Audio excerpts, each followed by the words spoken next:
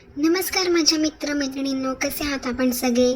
तर आपल्या सगळ्यांचं पुन्हा एकदा स्वागत आहे नवीन एका छान पॉझिटिव्ह व्हिडिओमध्ये. तर तुम्हाला थंबनेल आणि टायटलवरून समजलंच असेल की आजचं आपलं जे काही पॉडकास्ट आहे ते कोणावरती असणार आहे. तर मला वाटतं की तुमच्यापैकी बऱ्याच जणांची ती आवडतीसुद्धा असेल आणि बरेच जण तिला फॉलोसुद्धा करत असतील, बरोबर ना. तर आज आपण बोलणार आहोत मेघांजली ताईबद्दल.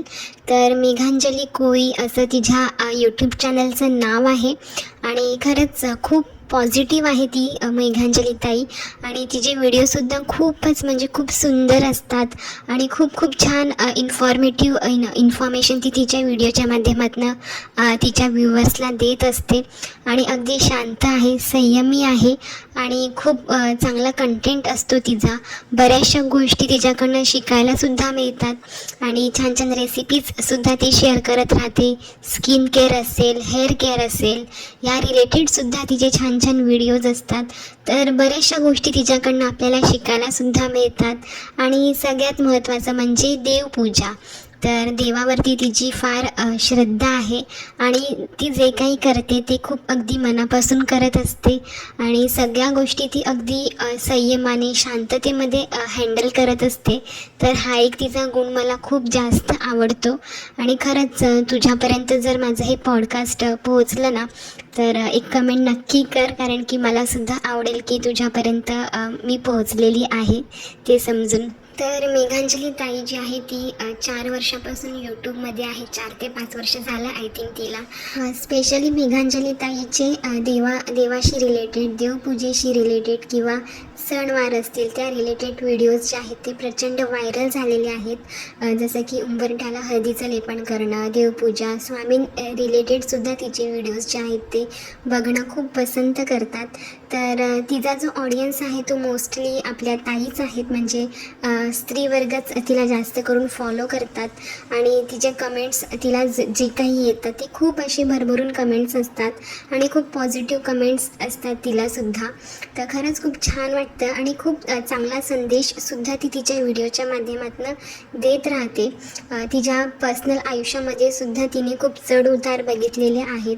खूप गोष्टींना, खूप संकटांना तिने तोंड दिलेलं आहे आणि तरीसुद्धा ती अगदी धैर्याने सगळं काही तिने फेस करत करत ती इथपर्यंत पोहोचलेली आहे. आणि तिच्या काही स्ट्रगल स्टोऱ्यासुद्धा तिने शेअर केलेल्या आहेत आपल्या सगळ्या यूट्यूब फॅमिलीसोबत. आणि त्यातनंसुद्धा खूप काही आपल्याला घेण्यासारखं आहे, शिकण्यासारखं आहे.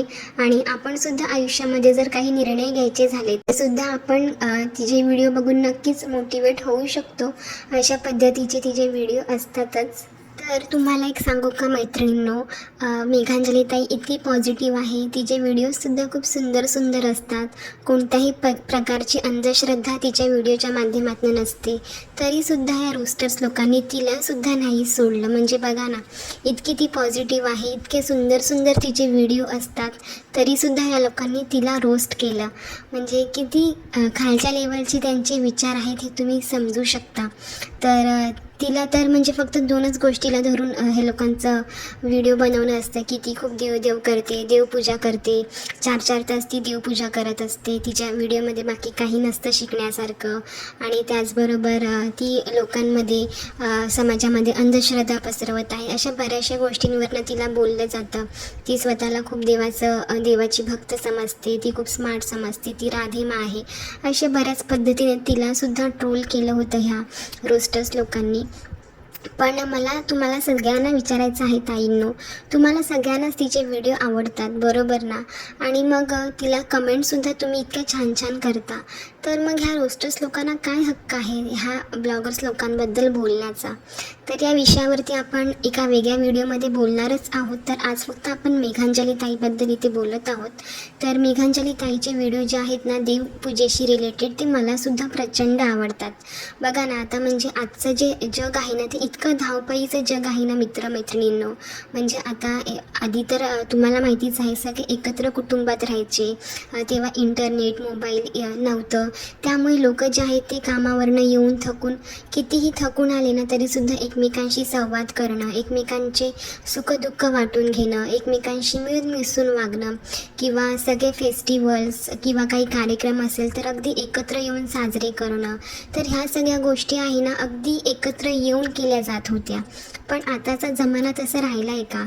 आता 5G 6G पण आलेला आहे आणि त्याच्यामुळे जमाना जो आहे तो इतका जवळ आलेला आहे, अगदी म्हणजे इंटरनेटमुळे जवळ तर आलेला आहे. तो फक्त बोलतात ना इलेक्ट्रॉनिक वस्तूंच्या माध्यमातूनच जवळ आलेला आहे. पण माणसं जी आहेत ना ती अगदी शरीराने मनाने एकमेकांपासून लांब गेलेली आहेत.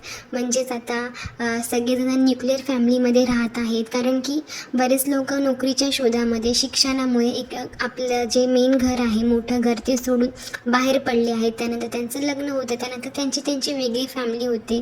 त्यामुळे लोक आता एकत्र कुटुंबात न राहता विभक्त कुटुंबात राहत आहेत. आणि त्याचबरोबर आता विभक्त कुटुंबामध्ये सुद्धा एकच अपत्य असतं, म्हणजे एकच मूल असतं आणि नवरा बायको असतात किंवा फार तर 2 हम दो हमारे दो असं असतं. त्याच्यामध्ये सुद्धा मुलं शाळेत जाणं, शाळेनंतर त्यांच्या एक्स्ट्रा ॲक्टिव्हिटीज असतात, ट्युशन असते, आई वडीलसुद्धा वर्किंग असतात. त्यामुळे कोणालाच कोणाशी बोलण्यासाठी किंवा आपल्या फिलिंग्स शेअर करण्यासाठी वेळ नसतो, कारण की परिस्थितीच आता अशी झालेली आहे ना अगदी जग अगदी धावपळीचं झालेलं आहे. आणि ह्या इंटरनेटच्या जमान्यामध्ये तुम्ही समजू शकता, जिथे लोकांना 5 मिनटं जरी फ्री टाईम भेटला तरी आपण लगेच मोबाईल हातामध्ये घेऊन बसतो. तर ही अशी परिस्थिती आता झालेली आहे.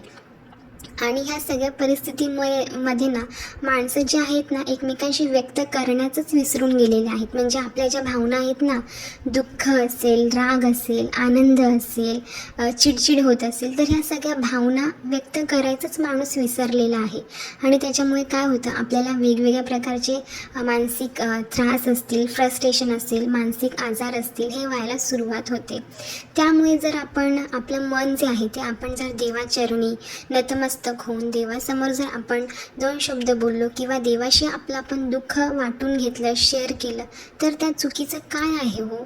आणि मेघांजली ताई नेहमी हेच सांगत असते की तिला आई नाही आहे, त्यांच्या आईला देवआज्ञा झालेली आहे. आणि त्याच्यामध्ये त्यानंतर त्या खूप डिप्रेशन काळ होता त्यांच्यासाठी तो. आणि त्यानंतर त्यांनी स्वामींना आपलं आई मानलेलं आहे आणि त्यातनं बाहेर पडण्यासाठी त्यांना एक पॉझिटिव्ह एनर्जी स्वामी यांनीच त्यांना मदत केलेली आहे. म्हणजे ही किती पॉझिटिव्ह आणि चांगली गोष्ट आहे हो की नाही मित्रमैत्रिणींनो? आणि तेच त्यांच्या व्हिडिओमधनं त्या शेअर करत असतात की लोकांना जिकडे एकमेकांशी बोलण्यासाठी वेळ नाही आहे तिकडे आपण देवासोबत बोलून म्हणजे आपलं मन मोकळं करून स्वतःला हेल्दी का नाही ठेवू शकत? किती चांगला मार्ग आहे हा, हो की नाही? म्हणजे जर देवाला आपण बोलू शकतो, त्याच्याशी हक्काने भांडू शकतो, काही मागू शकतो, यात काहीच चुकीचं नाही आहे. तिथे आपल्याला एक मेंटल पीससुद्धा मिळतं, आपली एक मानसिक आणि शारीरिक शक्ती जी आहे तीसुद्धा वाढते आणि बोलतात ना एक आपण स्पिरिच्युअलिटीमध्ये जातो. त्यामुळे आपल्या मनामध्ये कुठच्याही प्रकारचे चुकीचे निगेटिव्ह विचार येत नाहीत आणि आपण आपल्या कामाला जोमाने सुरुवात करतो. तर ह्या सगळ्या गोष्टी ती तिच्या व्हिडिओच्या माध्यमातून सांगत असते. आणि देवपूजा करणं, देवापुढे हात जोडणं, घरामध्ये धूप दिवा बत्ती लावणं, ह्या सगळ्या अंधश्रद्धा अजिबातच नाही आहेत. याच्या मागे सुद्धा खूप सारे शास्त्रीय कारणं आहेत. त्याच्यामुळे सुद्धा आपल्या घरामध्ये, आपल्या मनामध्ये, कुटुंबामध्ये एक पॉझिटिव्हिटी पसरते. तर खरंच ही खूप चांगली गोष्ट आहे. आणि ह्या गोष्टीवरनं तुम्ही जर रोस्ट करत असाल ना तर खरंच म्हणजे तुमच्या काय बोलावं आता, म्हणजे तुमच्या सगळ्या ज्या रोस्टर्स आहेत त्यांच्यासाठी असो. तर खरंच मेघांजली ताई तुझं काम करत आहेस ना ते अगदी परफेक्ट आहे, उत्तम आहे. कारण की जिथे माणूस माणसाशी बोलत नाही आहे तिकडे जर आपण देवाशी बोलून आपलं जर मन व्यक्त करत असू, आपण जर आपल्या मनातील भावना देवांपर्यंत पोहोचवत असू आणि त्यातनं जर आपल्याला सुख, शांती, समाधान, एक मेंटल पीस मिळत असेल ना तर त्यात चुकीचं असं काहीच नाही आहे.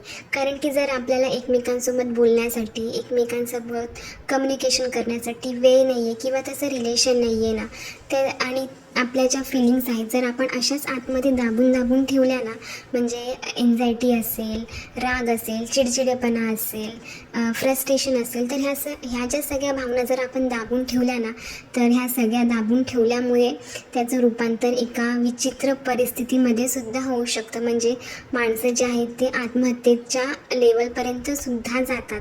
तर त्यामुळे ह्या सगळ्या गोष्टी ज्या आहेत तिथेच वेळीच थांबवण्यासाठी आपण देवाचं करणंसुद्धा तितकंच महत्त्वाचं आहे. म्हणजे नामस्मरण करणं, जप करणं, देवपूजा करणं, घरामध्ये धूप दिवाबत्ती लावणं, या सगळ्या खूप पॉझिटिव्ह गोष्टी आहेत आणि याच्यामागे सुद्धा खूप शास्त्रीय कारणं आहेत.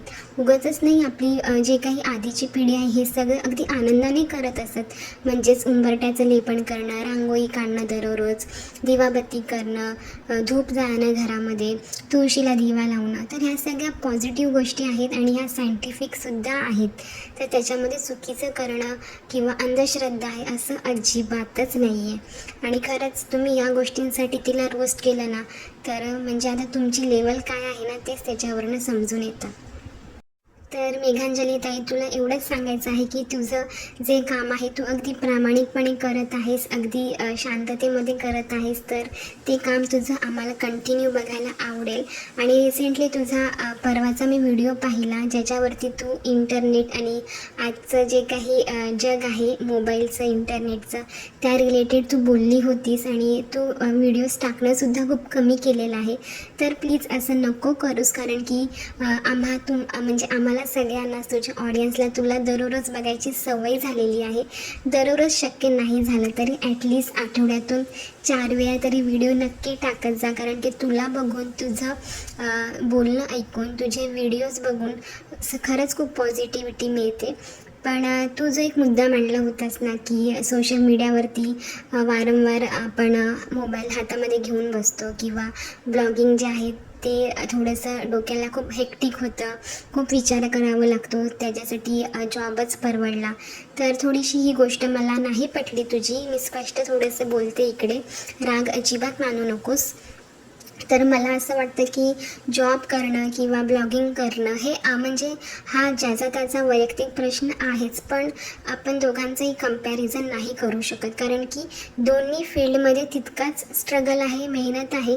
पण बोलतात ना, यूट्यूब जे आहे ते आपल्याला सक्सेस दिल्यानंतर लोकांना एकत्र टिकवून ठेवणं. आता तुला इतकी सुंदर फॅमिली भेटली आहे ना स्वामींच्या कृपेने, तुझ्या चांगल्या कर्मामुळे, तर ती फॅमिलीनं तू अशीच म्हणजे घालवू नकोस. कारण की जर तुझे रेग्युलर व्हिडिओ नाही आले ना तर हळूहळू यूट्यूबसुद्धा रिकमेंडेशन जे आहे आपल्या व्हिडिओचं ते जास्त लोकांपर्यंत नाही पाठवत. त्यामुळे खरंच तुला नशिबाने इतकी छान फॅमिली भेटलेली आहे, त्यांना नको म्हणजे तू असं वेगळं होऊ देऊ. त्यांना अगदी तुझ्यासोबत असं घट्ट बांधून ठेव तू, आणि तुझे व्हिडिओज जे आहे ते रेग्युलर तू टाकत राहा. तर मी पॉईंटवर येते. तर तू त्यामध्ये बोलली होतीस की ब्लॉगिंग जे आहे ते रोजचं रोज मी काय दाखवणार, म्हणजे रोजचं तेच काम आपलं झाडू पोछा स्वयंपाक, तीच कामं मी रोजची रोज काय दाखवणार आणि तेच असतं ब्लॉगिंगमध्ये.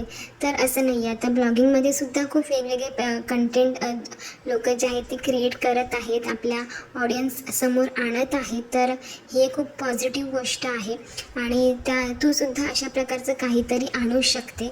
आणि जॉब करणं खरंच सोपं नाही आहे गं, कारण की जरी आपण म्हणतो की 8 तास ड्युटी करून मी घरी येते आणि मग आपण फक्त ऑफिसचं काम जे आहे ते ऑफिसमध्ये सोडून अगदी रिलॅक्स होऊन घरी येतो, तर असं अजिबात नाही आहे. आता मी बऱ्याच माझ्या मैत्रिणींचं ऐकते की इतका वर्कलोड असतो ना त्यांना, अगदी घरी आल्यानंतरसुद्धा घरातलं सगळं स्वयंपाक, भांडी, मुलांचं, नवऱ्याचं, सासू सासऱ्यांचं सगळ्यांचं आवरून झाल्यावरतीसुद्धा त्या ऑफिसचं काम करत असतात. अगदी म्हणजे 1-1, 2-2 वाजेपर्यंत ते लोक रात्रीचे कामं करत असतात ऑफिसची सुद्धा, आणि 1 ते 1:30 वाजेपर्यंत ऑफिसची कामं केल्यानंतर सकाळी पहाटे 4 ते 5 वाजता उठणं. इतक्या पहाटे उठून आपल्या मुलाबाळांसाठी, घरातल्या लोकांसाठी नाश्ता करणं, जेवण बनवणं, स्वतःचं आवरणं, त्यानंतर घरातली इतर सगळी कामं बघणं, मुलांचं शाळेचं बघणं, शाळेत सोडवणं, हे सगळं करून लोकलने धक्काबुक्की खात प्रवास करणं, ऑफिसला जाणं, तिकडचे अजूनही बरेचसे प्रेशर्स असतात, पॉलिटिक्स असतं, कॉम्पिटिशन असतं, ह्या सगळ्या गोष्टी सहन करणं आणि त्यानंतर पुन्हा येताना घरी काय भाजी बनवायची आहे याचा विचार करत करत येणं, भाजी गोळा करत करत निघणं, पुन्हा तो लोकल ट्रेनचा धक्काबुक्की खात 1 ते 1.5 तास केलेला प्रवास, त्यानंतर रिक्षाची शोधाशोध, त्यानंतर घरी पायी पायी अजून थोडंसं चालत येणं. तर हा सुद्धा स्ट्रगल यूट्यूबच्या पुढे म्हणजे काहीच नाही. इतका मोठा स्ट्रगल, इतकं मोठं टेन्शन घेऊन आजची जी पिढी आहे ना ती जगत असते. आणि खरंच मला असं वाटतं की जॉब करणं सोपं नाही आहे, पण यूट्यूब आणि जॉबचं कंपॅरिझन होऊच नाही शकत, कारण की यूट्यूबमुळे आपल्याला बऱ्याचशा गोष्टी मिळतात. एकतर आपल्याला मेंटल पीस मिळतं, आपल्याला आपल्या फॅमिलीसोबत, हजबंडसोबत, आपल्या मुलाबाळांसोबत चांगला क्वालिटी टाईमसुद्धा स्पेंड करायला मिळतो. आणि आपणच आपले मालिक असल्यामुळे आपण ठरवू शकतो ना की मला कशा पद्धतीचा कॉन्टेंट द्यायचा आहे. आज जर मला सुट्टी घ्यायची आहे तर आपल्याला कोणाची परवानगी तर अजिबात लागत नाही. सुट्टी घ्यायची असेल तर आपण एक पोस्ट टाकून लगेच सुट्टीसुद्धा घेऊ शकतो. तर हा सुद्धा एक फायदा यूट्यूबचा आहे. आणि जेव्हा आपण जॉब करतो तेव्हा आपल्याला फक्त 100-150, जास्तीत जास्त 300 ते 500 लोक ओळखतात. पण आता तूच बघ, तुझाच ऑडियन्स किती मोठा आहे, तुला आता लाखांच्या वरती लोक ओळखतात. तर हे जॉब करून शक्य झालं असतं का? आणि इतकी सुंदर पॉझिटिव्ह फॅमिली सगळ्यांनाच नाही भेटत जी तुला भेटलेली आहे. तर ती प्लीज गमावू नको. आणि मी जे काही बोलली त्याचा राग तर तू अजिबात मानू नको.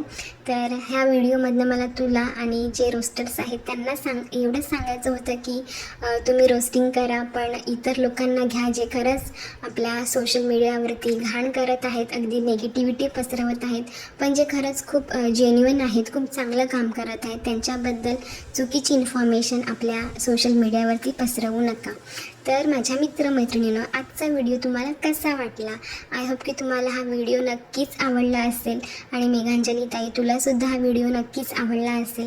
काही 1-2 पॉईंट जे मी मांडले ते मला वाटले म्हणून मी मांडले, त्याचा राग तू अजिबात मानू नकोस. आणि मित्रमैत्रिणींनो, आपण अशाच एका छानशा व्हिडिओसोबत भेटूया, धमाकेदार व्हिडिओसोबत. तोपर्यंत तुम्ही सगळ्यांनी आपापली आणि आपल्या कुटुंबाची काळजी घ्या. भेटूया लवकरच. Bye bye.